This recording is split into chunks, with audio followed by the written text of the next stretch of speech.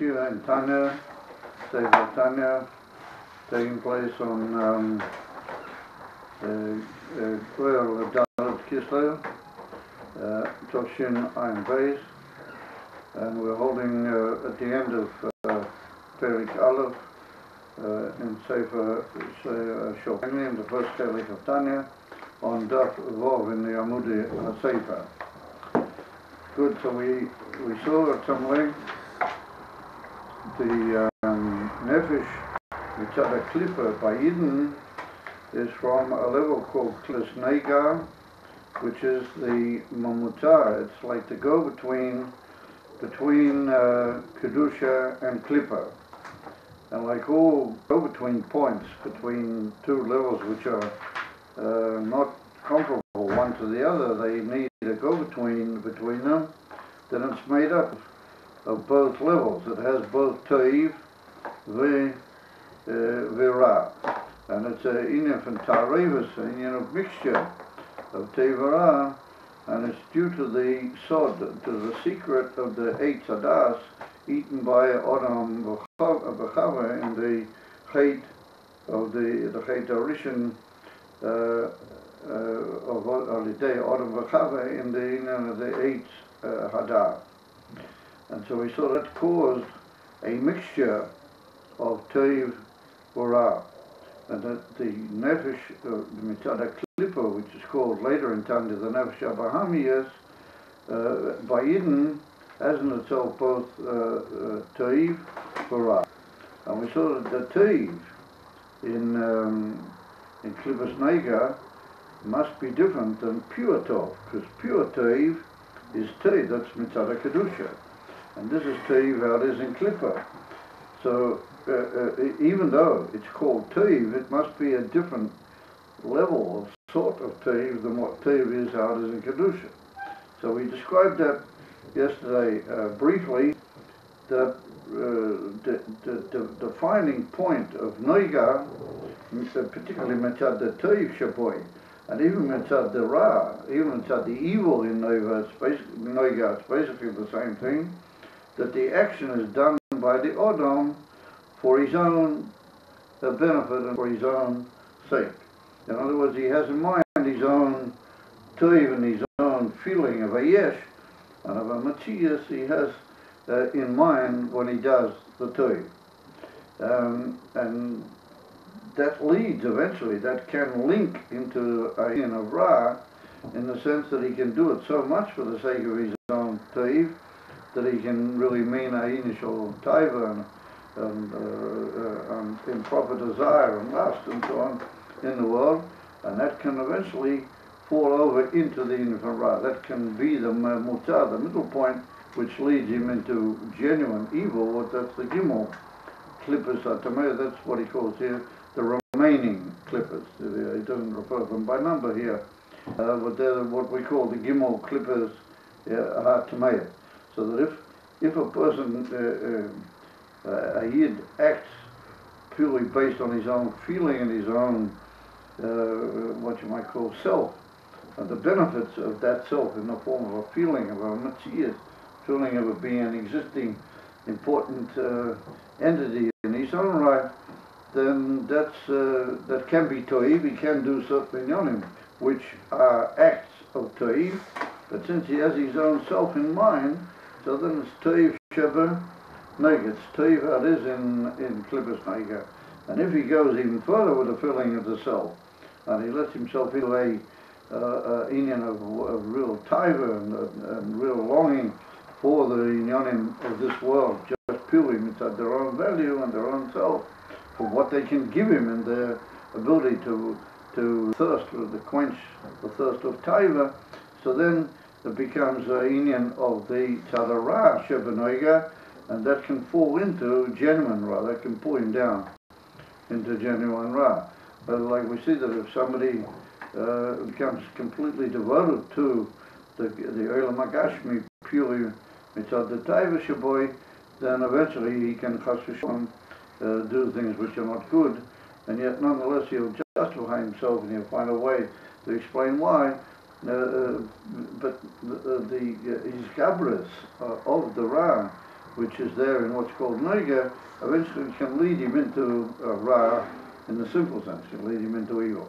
And that's the intermediary Inyan that there is in the Inyan of Klippas Nega, and it's, like we said, it contains in itself both Teva or Ra, as two aspects of the go-between point, of what's called the Mamuta, and that's also what's called in other places in Siddur the mixture of Teva, because they don't exist clearly separate one from the other, but it's very difficult to determine what is the Teva and what is the Ra, and even where you can actually get to a Maisa Tev, or if it was done inside the Tev Shabbat, then it has in itself a certain trace of the evil, and that's the union of the self feeling in the matter and the self-devotion that there is in the matter.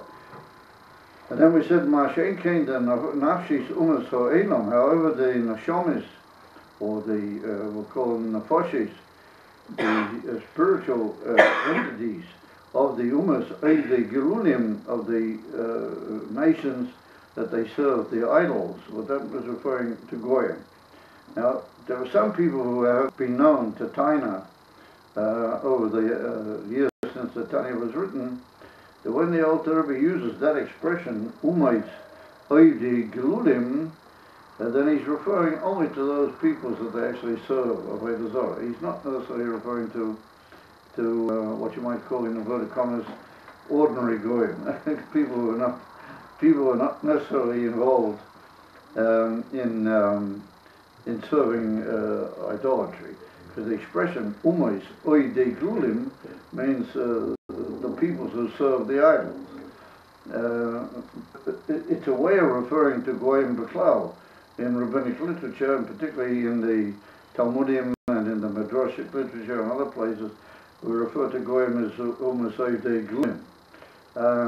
So some people have been known to Taina that with that, what the Alter Rebbe says here about the Goyim having no Torah in themselves at all, and so on, well, that's only said about those who actually have fallen into a very special, what you might call, sug of the Goyim, which is rare nowadays, etc., etc.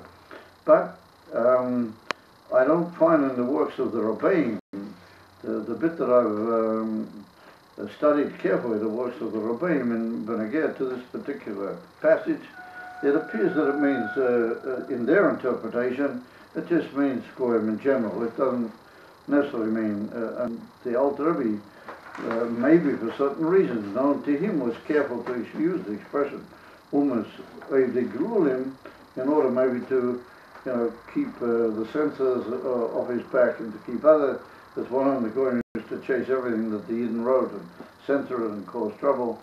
So maybe he was trying with that to sort of liberate his statement somewhat, or maybe there's some other purpose not quite known to us why the Alter refers to Goyim here as Umas Oide Glulim. Upon him, it would seem that he's referring to Goyim in general, not just to the service of idolatry. No, he means Nishkidin Beklau. So he says that their Nishomes are from the remaining clippers. Shari HaKlippers, meaning the Gimel Klippers HaTamayes, not from Krasnega, nor genuine Klipper, She'ein Bohen Toiv Klau. That the Gimel Klippers HaTamayes have no Toiv in them whatsoever. The word Klau is a modifying word which is pretty extreme. It says that aim for him toiv, so then you might have thought, well, maybe they don't have a lot of toiv, or they don't have, usually speaking toiv, or maybe they do have a bit of toiv. Therefore, the word klau tends to rule that out. Aim for him toiv klau at all. Klau meaning at all whatsoever is a strong statement. And as we said, the Alter Rebbe immediately refers to the Kisvei HaRizal. And to a certain extent, he depends that statement on, as we said, Eliyahu Hanavi, who was the teacher of the Rizal, and to a certain extent, that's like, as it were, something that there's no Ein makom vikuach. There's no place for any differing with that, because he quotes you directly from the Eitz Chaim. If you look up over there, then you'll find that that's what the Rizal says, that the Gimel Klippus HaTmeis, which the nefashis of the Yumas Ha'olam are from them, they have no toiv klal. The whole kivu, now the Alter Rebbe is adding his own lashon back once again. The whole kivu, the avdin ha'umis, the gelulim, the garmayu avdin. Now it seems like he goes into Aramic. But this is an Aramic lashon. All good. Kol tivu is a lashon. Tivu is an Aramic expression for toiv, for good. The avdin, which are doing the umas oiv the gelulim, the goyim, the garmayu avdin. They're doing it only for their own sake. So it's like garmayu, if they're doing it for their own sake, then that means it's not for the sake of Ratzon Hashem. It's not for the sake of l'shem, purely for the name and for the purpose of Tiv. It's purely for their own benefit or for their own motives. Therefore, it's not good, and it's not good at all.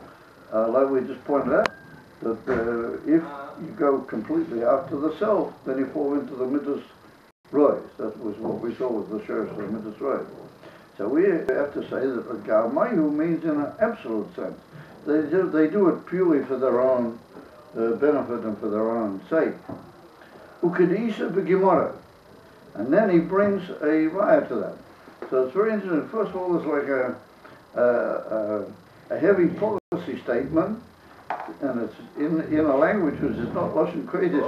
In other words, to a certain extent, the Alter Rebbe is matching the lack of Kedusha on the part of the Goyim with the language. That the language, as well known, the Aramic is also not pure Kedusha, as well known. It has a shaykhus to the clippers. Therefore the Alter Rebbe says that tivu, anything good done by these goyim, is all for their own purposes, and it's not good. It can't be something good, because we pointed out yesterday, the definition of good in Tanya is where you do it only for the sake of the Eivishter.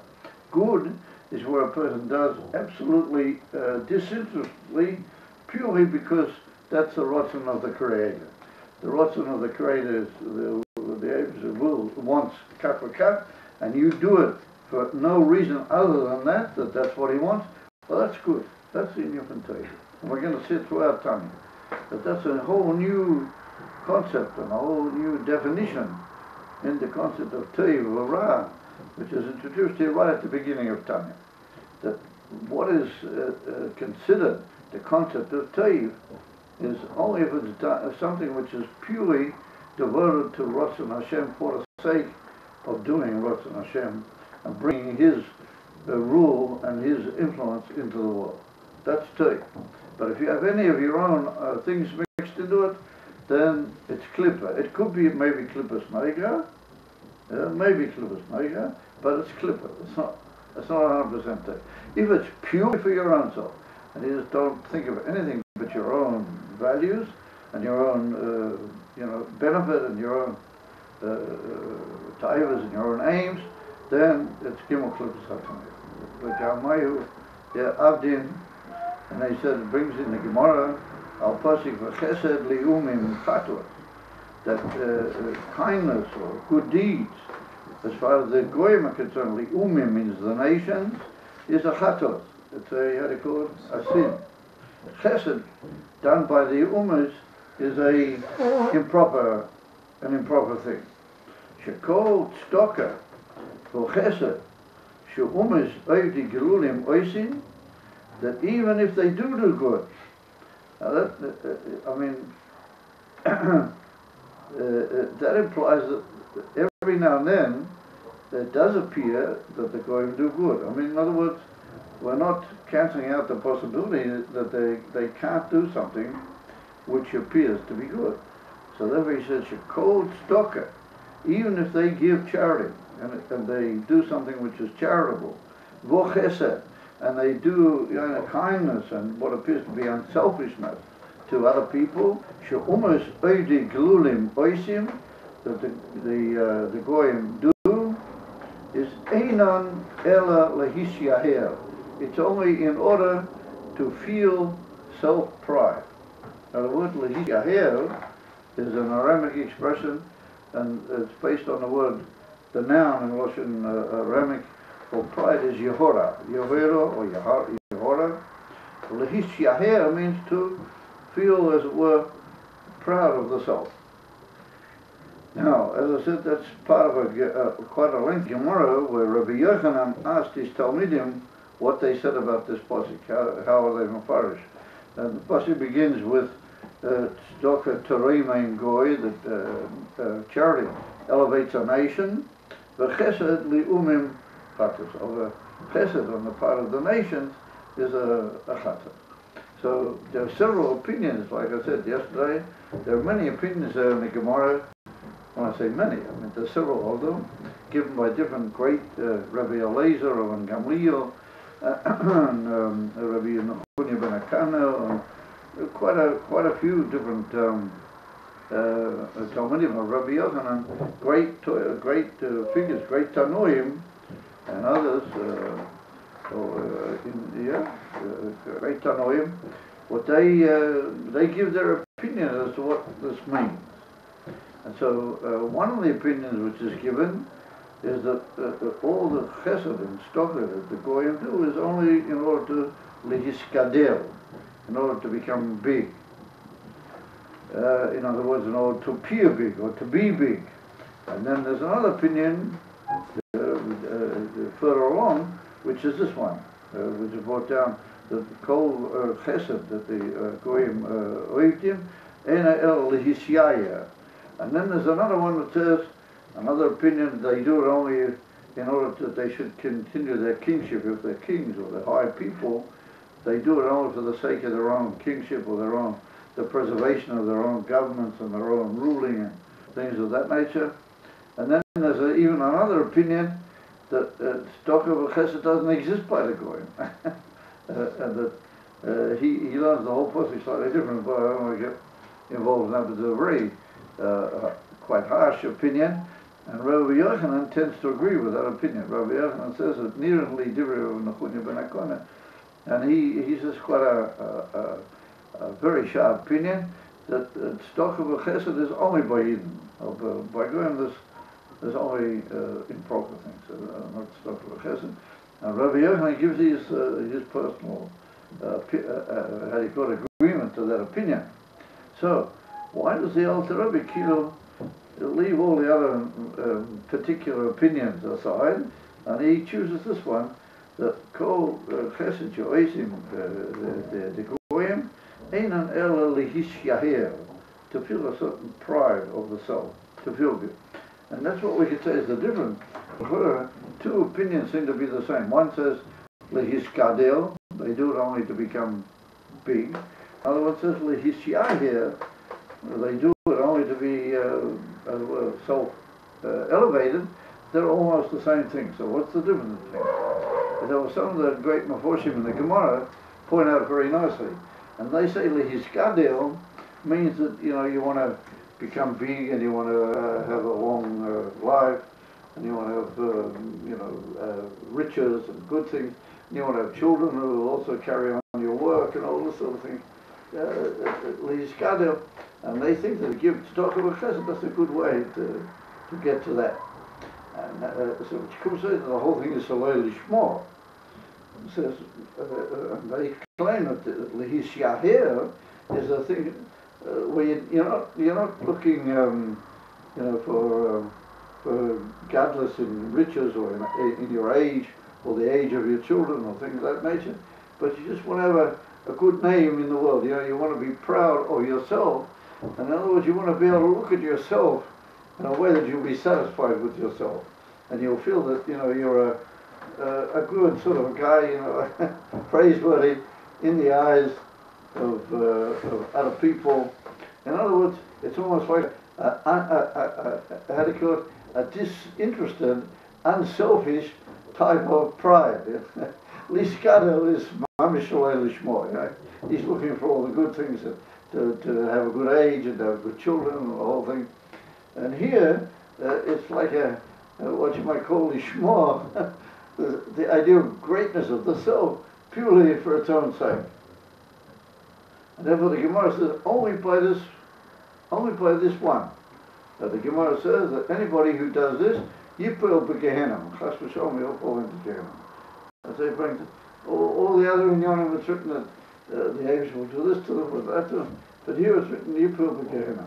So the Alter Rebbe saw that as something very, sort of basically out of position. It was this Shia that ultimately would bring to Gehenna, but at the same time, it seems to be different than just down looking for all the good things that your kingdom should continue and that you should be much lived in your political life. That's obviously a self-interested motive. The other things are also mostly self-interested things. This seems to be like a inner where there's a pride of the self, and what you might call appearance of the self in front of the self that becomes tremendously important to the person, but on the other hand, it brings him ultimately to ruin. So the Alter Rebbe put his finger up on that one. And every quote stuck in the one, he doesn't quote the other inyan. So what could sort of be the thing which is hidden behind this, you know? I mean, people say, listen, I know a lot of goyim, and I know people they do good, and there's a lot of what you might call charitable organizations and everything in the eyes of the goyim and in their lives and in their public lives and their private lives. So, you know, what's the story here? And just the other day I was looking in a Piktach magazine, and I had a whole story about a Yid that met up with a goy that hid him in the war. There was certain goyim that they tried to hide Yidden from the terrible Nazi, slaughter of Yidden.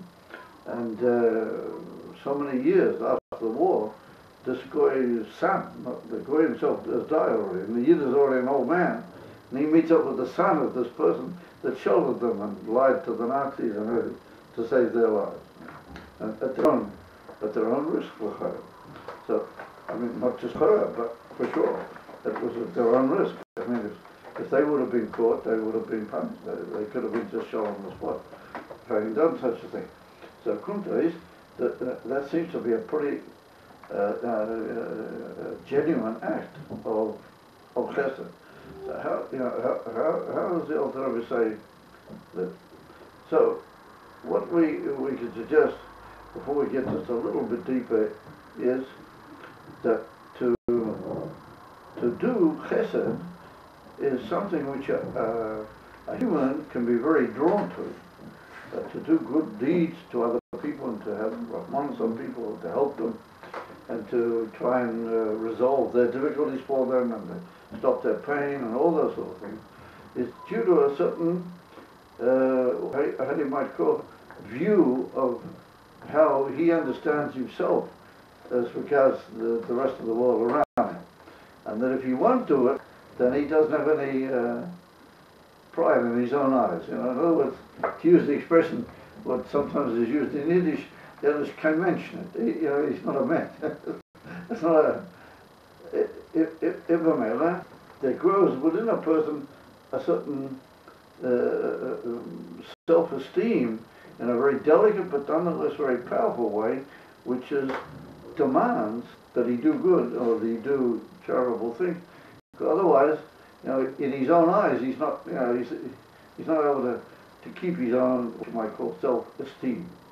And that's a very profound motivation, which is called behind altruism and all these sort of names which are given to these things in modern philosophy and so on, is that a person's, what you might call, self-pride, and his view of himself when he goes into the room of rooms, as it's called in the Gemara, he goes to the hidden room, and he's alone in life.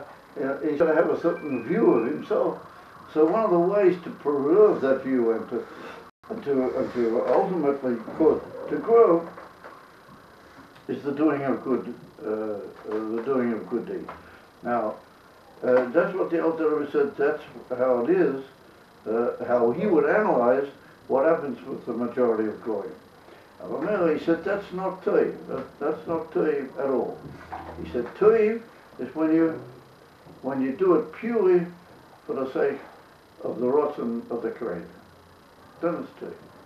But if you have anything of your own, how do you call it, self-pride and your own esteem, even though it may be a genuine thing, the scientists and the psychologists say that for self-esteem is an important thing, and they ramble on about the greatness of it, etc., etc. So what can you do to blame the person? Nobody's blaming him. The Alter Rebbe is not coming here to blame or to launch a parade here or to launch a campaign to slaughter all the goyim. That's for sure. That anything should be done or anything should be held against a person in a malicious way because of this is not the Alter Rebbe's intention. His whole intention is to show us what is in effect the union of genuine good, and that the umas are not able to get to that. The umas are olam, and that's something you need to know right from the beginning. If you want to learn Tanya, and you want to learn about the relationships of the nefesh to the guf, and then later the nefesh l'kis, and what is avodas Hashem, and what is a beinanim, what is a tzaddik. You need to know. You need to be told in a couple of lines at the end of the first parak what is the union of toiv, and what is it that happens by goyim that it's einoi toiv. So so now if we go just a bit deeper into the whole union.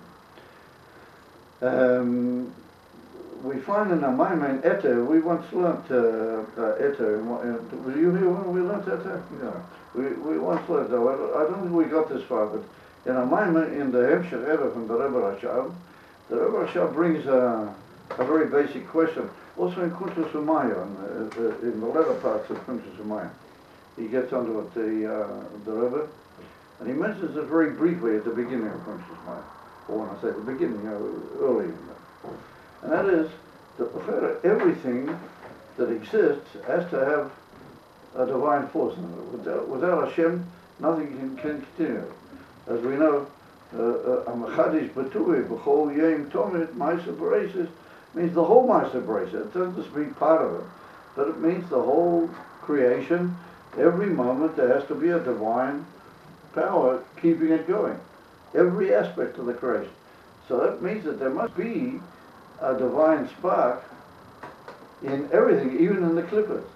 Even in the Gimel clippers Atmeya, there must be a divine spark.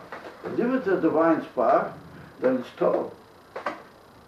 Yeah? I mean, what could be more Tov than pure divinity? The act of Hashem himself and his, as it were, influence and his light, which is lighting up every created being.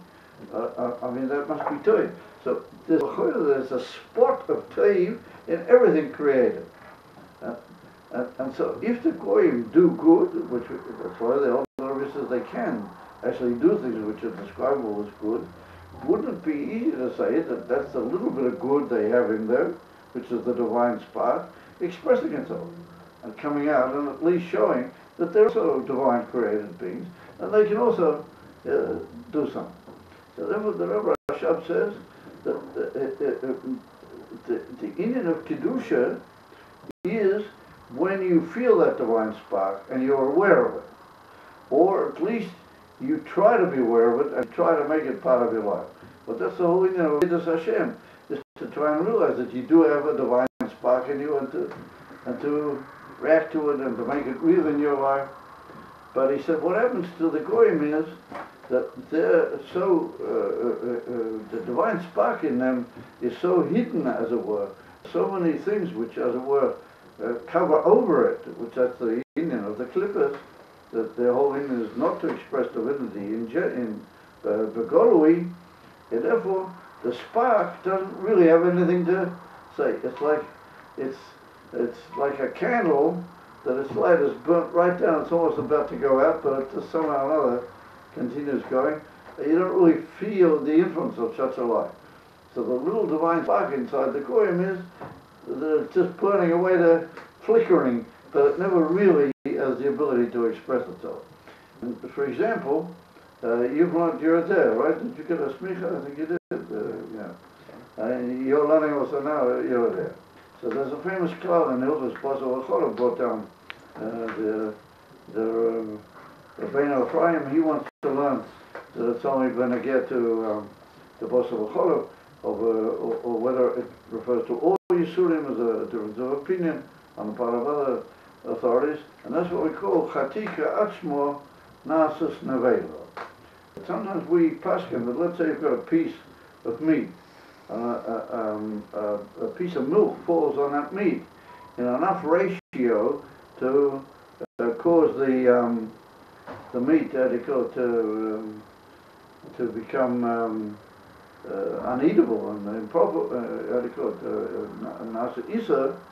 So then, do we say that the isa which is there is only that amount, which has caused a bit over the ratio of 1 to 60, and that's made it al pitura forbidden for me to eat that piece of meat. But there's only just a bit over a 60th part of actual isa there. Yeah, but that the Torah doesn't permit me to eat that meat because of that.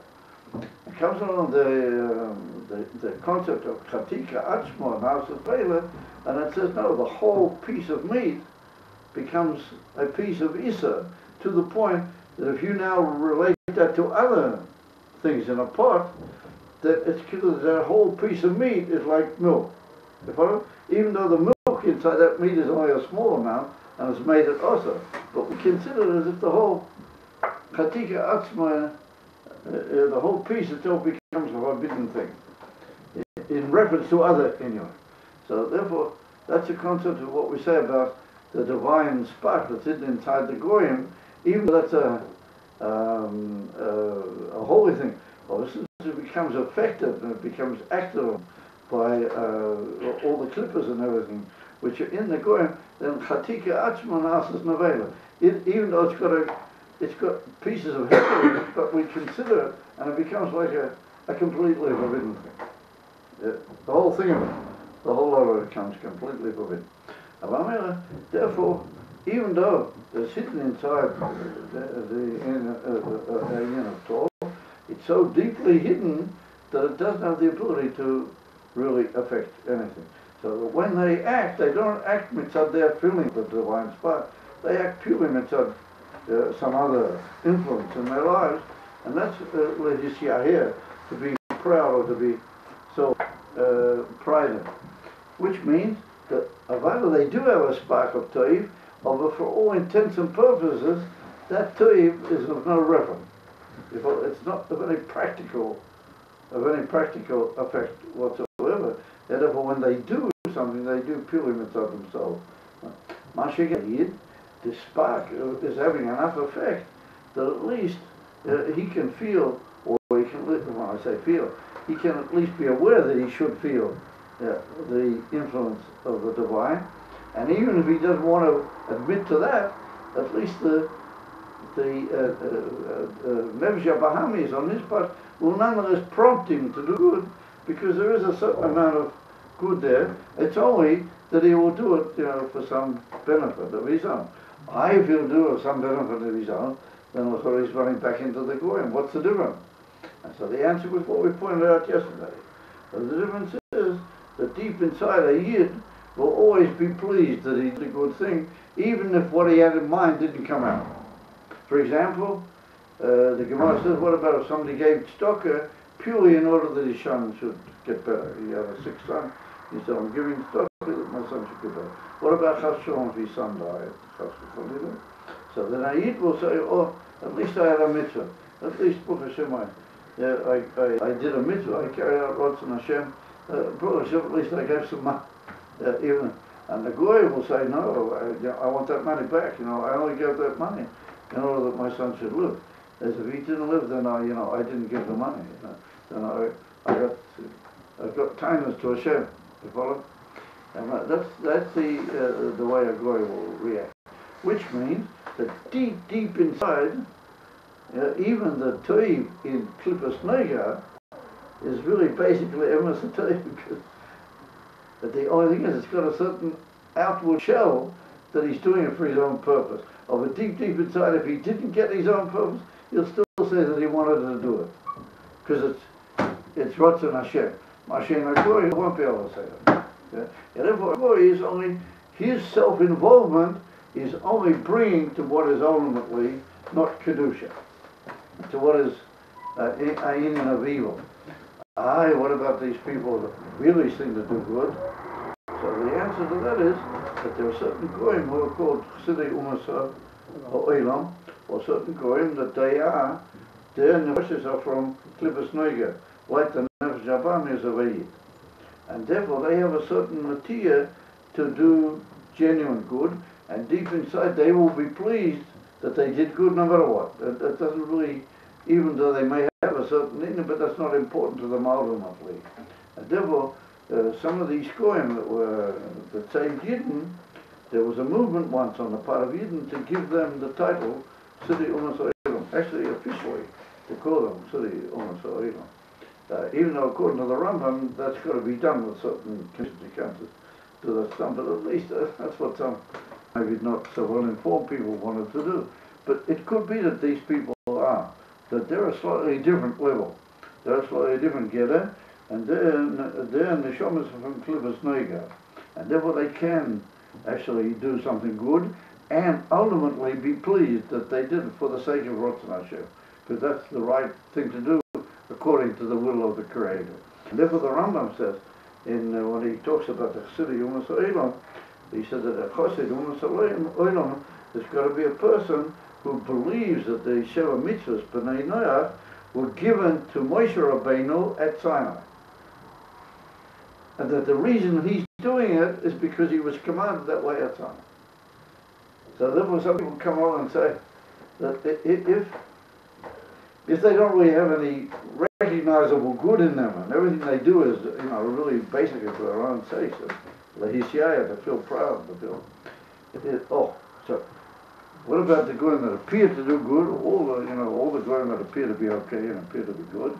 So that's what the Alter Rebbe says, that lehisiyah. There's a certain sort of basic necessity for feeling good and proud of the self, and that's why they do, and that's not Kiddush, as I pointed out before. But if that's the case, then basically a goy doesn't really come to a full revelation of the spark of Tov in him. How can you command him something? How can it be Sheva Mitzvahs B'nai Noach? Therefore we find that the Rebbe points out in several sikhs that the Rebbe says that you can command even a person who's thinking basically in a self-interested way, albeit in a slightly elevated way of self-interest, but basically it's all self-interest. You can demand of him that he carry out certain things for the benefit of the world in the sense of good order and proper social conduct, things of that nature. Why? Because that adds to the benefit of the self. And the self can be a whole community, it can be a whole nation, meaning the self. And therefore it's possible on a certain low level to command such people that they do certain things. Yeah, in other words, they should take that self-interest and govern it and transport it into certain basic ways of activity and ways of conduct. Or to command a person that he do something pure and Ratzon, that you can't command them because they don't really talk that language. That's not the way they function. That's what the Alter Rebbe chose, that one, the Hishiyah, because that's the deep, delicate story. That basically, those who are not Mitzad Kedusha, those who don't have the Emesa Inyan of Tov, they can only do things Mitzad self-esteem and Mitzad self-pride, but that ultimately speaking is not Ratzon Hashem. Therefore, that leads eventually to Gimel Klippus HaTomeah. It doesn't really produce Emesa good. And that's what we see. If you study carefully, a lot of the things that happen in international politics, and things of that nature, international events, you see people like Esau, the people who represent, all the great goyim, even though they may be appearing to do good, and they may be thinking, you know, it's a great man, and he's working towards the good, and really, they have something much deeper for their own purpose in mind. Every time. You'll see it, there's some deep inner in you which is really either the benefit of their particular nation, or even the benefit of themselves, Rahman, by certain kind that's very noticeable. And just quite an interesting example of it, just before I left Australia, they gave over the news over there that the President of the United States is going to make a visit over there.